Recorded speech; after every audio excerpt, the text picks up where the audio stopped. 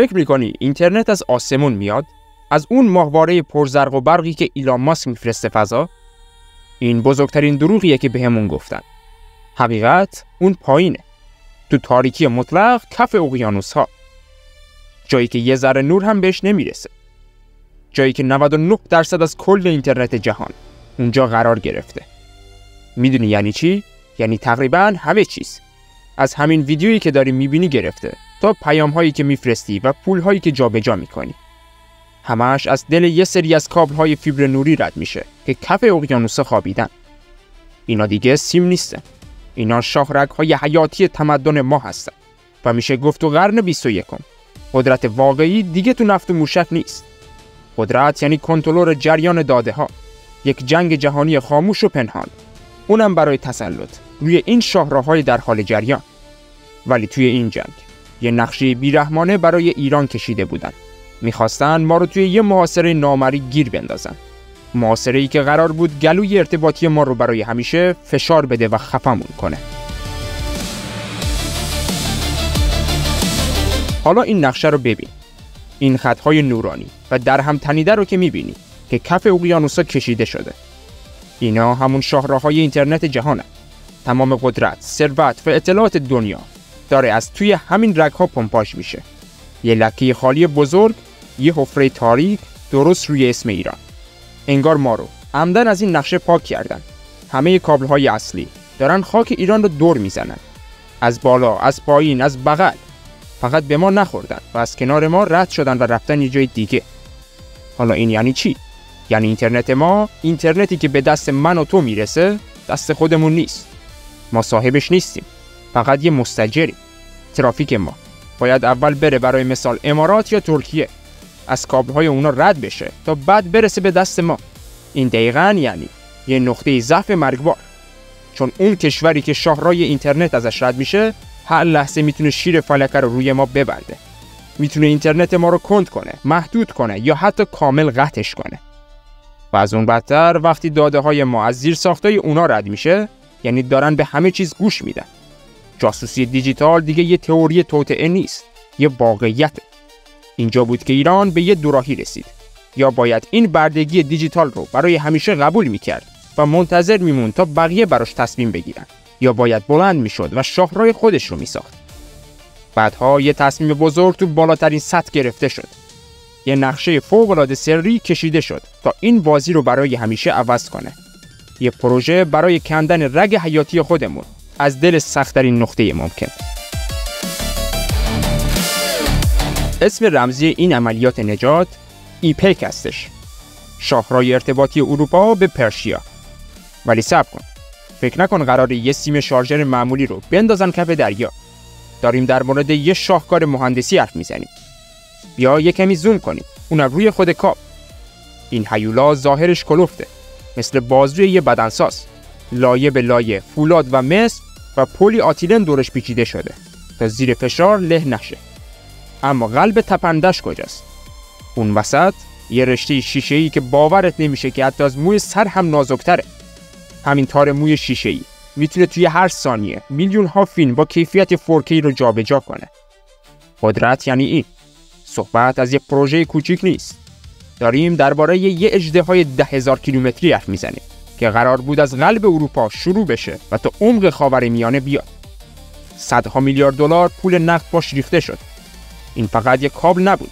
این گرونترین و پیشرفته ترین تناب نجاتی بود که تاریخ مهندسی ایران به خودش دیده بود. اما ساختن کابل روی زمین یه بحثه و خوابوندن این غول آهنی کف خلیج فارس، جایی که کوسه ها و زیر دریایی ها پرسه میزنن، یه داستان کاملا متفاوته. روی کاغذ همه چی آسون به نظر میاد، ولی وسط دریا، اونم دریایی که با هیچ کس شوخی نداره، سر و کله یه غول پیدا شد. کشتی های کابل گذار. اینا قایق نیستن، اینا کارخونه های شناورن، هیوله هایی که فقط برای همین کار ساخته شدن.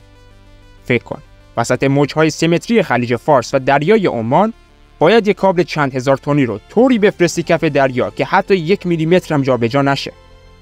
دقت جراحی اونم تو عمق چند صد متری. مهندسای ایرانی و خارجی شونه به شونه هم شبانه روزی کار میکردن. هفته‌ها بود که خشکی رو ندیده بودن. چشم از مانیتورها بر نمی‌داشتن.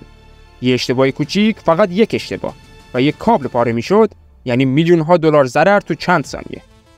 این کابل‌ها باید از لایه صخره‌های تیز و دره‌های زیر آب رد می‌شدن و مثل یه مار خفته آروم می‌گرفتن کف بستر دریا.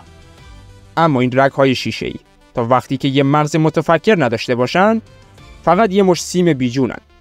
باید یه خونه امن براشون ساخته بشه. یه قلعه تسخیرناپذیر، اونم روی خشکی. کابل بدون سرور مثل رگ بدون قلبه. خون توش جریان پیدا نمی‌کنه. برای همین همزمان که اون پایین تو دریا جنگ بود، روی زمین هم یه انقلاب به پا شده بود. این کار باید جاهایی انجام میشد که این حجم وحشتناک اطلاعات رو راحت حذف کنه. درست در اینجا بود که قلعه دیجیتال ایران متولد شد. مراکز داده غول‌پیکر، یا بهتر بگم شهرهای ممنوعه. میشه گفت که ساختمون‌های اونجا وجود داشت که برق مصرفیشون اندازه یه شهر کوچیکه. توشون پر از راهروهای بی‌پایانه.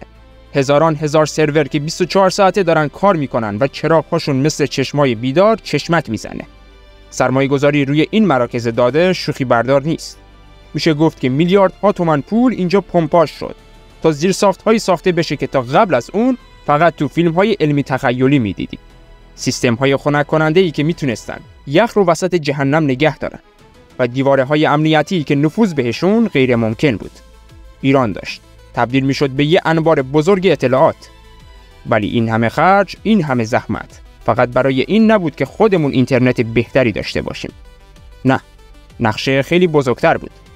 بلکه ما می‌خواستیم دروازه‌بان اینترنت دنیا بشیم و از هر بیتی که رد میشه دلار در بیاریم. این همه زحمت و بدبختی، این همه پول که خرج شد، در نهایت واسه چی بود؟ بلکه سرعت دانلود ما یه ذره بیشتر بشه؟ خب معلومه که نه. داستان خیلی بزرگتر از این حرفا بود. کانال سوئز رو که میشناسید. یک کانال دستساز که آفریقا رو دور میزنه. هر کشتی که میخواد زودتر از آسیا برسه به اروپا باید از اونجا رد بشه و حق عبور بده. یه درآمد میلیاردی برای مصر. حالا میشه گفت که ما کانال سوئز اینترنت رو ساخته بودیم. سریع‌ترین، کوتاه‌ترین و امن‌ترین جاده دیجیتال بین شرق و غرب. حالا میشه گفت که از ایران داره رد میشه.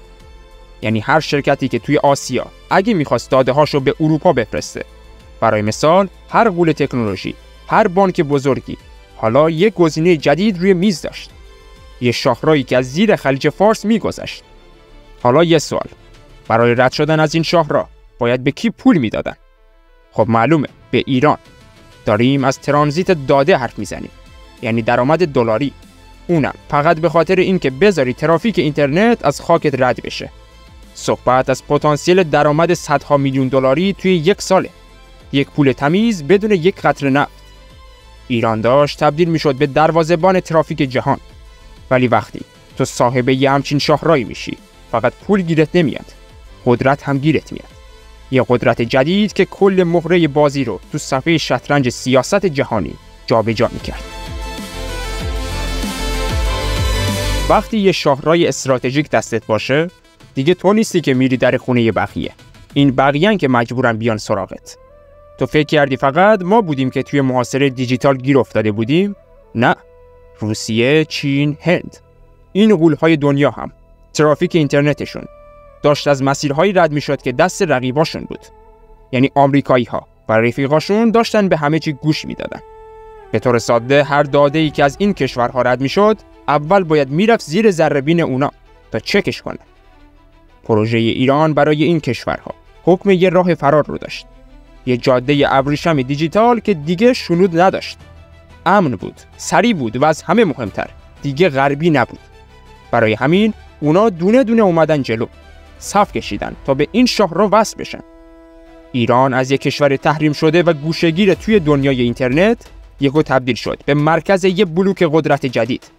در واقع یک کیشومات ژئوپلیتیک. اما این بازی بزرگ قدرت، این دعوای غول‌ها سر کابل‌های ته اقیانوس، تهش برای من و تو چی داشت؟ این استقلال دیجیتال چطور میاد توی خونه‌هامون و زندگیمون رو عوض میکنه؟ اون همه جنگ گنده ها سر کابل‌های ته اقیانوس، اون همه پول و مهندسی و کشتی تهش برای من و تو و شهروند عادی ایرانی چی داشت؟ جوابش ساده است. همه چیز.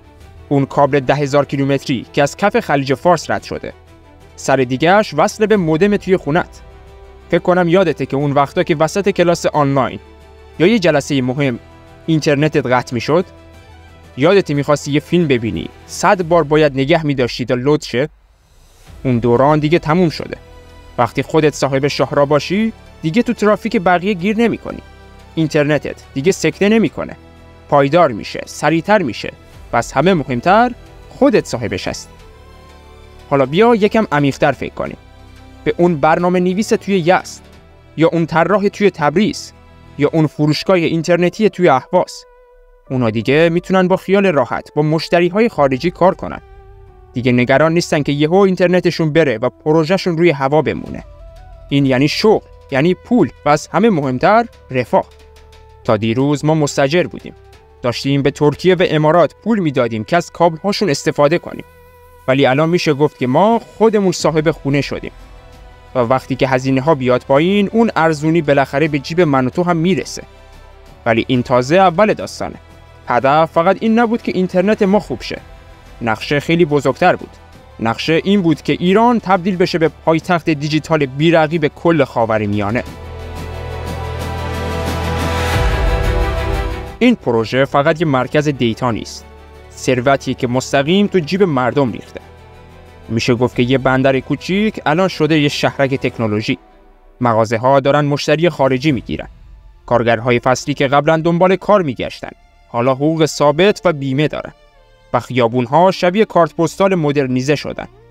الان میشه گفت که خانوما با اینترنت پایدار کلاس‌های آنلاین میذارن. پزشکای شهرهای کوچیک ویزیت و عمل از راه دور انجام میدن. و استارتاپ‌های محلی سرویس‌ها رو به صورت سراسری به منطقه‌ها میفروشن. دیتا سنترها الان هاب مهارت و آموزش شدن.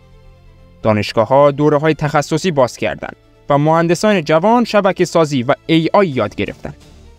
هزینه ترانزیت پایین‌تر اومده و کسب و کارها رقابتی شدن. این یعنی پول بیشتری توی بازار داخلی میچرخه. قراردادهای پایدار و قوانین شفاف باعث جذب مشتریان همسایه شده. شرکت‌های منطقه‌ای دارن به ایران به عنوان یه پناهگاه امن داده نگاه می‌کنن.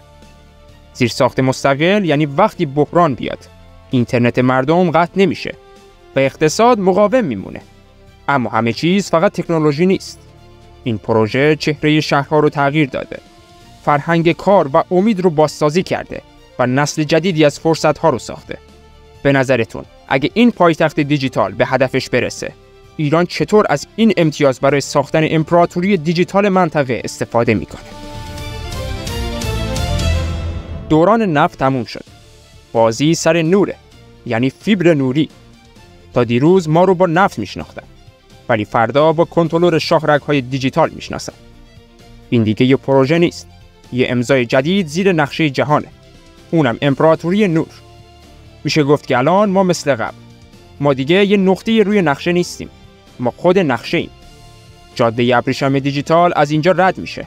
هر بیت داده، هر تراکنش، هر ایده‌ای که از شرق به غرب میره، حالا یه مسیر امن و سریع داره. این یعنی استقلال.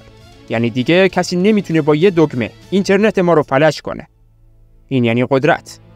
یعنی تفکر و اراده ایرانی معادله رو عوض کرده. میشه گفت که از حاشیه اینترنت اومدیم به مرکز بازی. از یه مصرف کننده به یه نگهبان تبدیل شدیم. این داستان کابل و دیتا سنتر نیست. داستان تولد یه هویت جدیده. و اینها یه قصه نیستن. خیال بافی هم نمی کنیم. تمام اسناد و مدارک ها، سایت های واقعی پروژه، لینک های معتبر، همه چی توی توضیحات همین ویدیو هست تا ببینی که همه چیز واقعیه. حالا نوبت توه. نظر تو حتما تو بخش کامنت ها بنویس. به نظرت این مسیر ایران رو به یه قدرت جدید تبدیل میکنه یا نه؟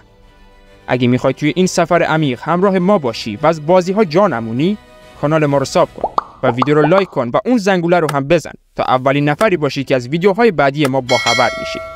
نظرت رو حتما تو کامنت ها بنویس، چون این بحث تازه شروع شده.